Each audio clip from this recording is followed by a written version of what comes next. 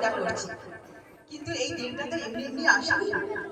আমাদের দেশ ভারতবর্ষ 190 বছর ধরে ইংরেজদের কাছে পরাধীন ছিল। তারপর শত শত সহস্র বিপ্লবীরা আমাদের এই স্বাধীনতার জন্য, আমাদের দেশের জন্য প্রাণ বলিদান দিয়ে গেছে।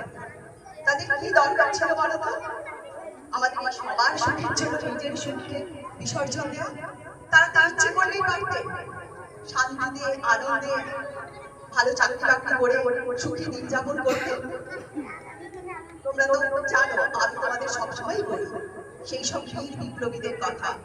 নেতাজি সুভাষচন্দ্র বসু, গান্ধীজি, বিনয় বাদল, দীনেশ, মেয়েরাও পিছিয়ে ছিল না।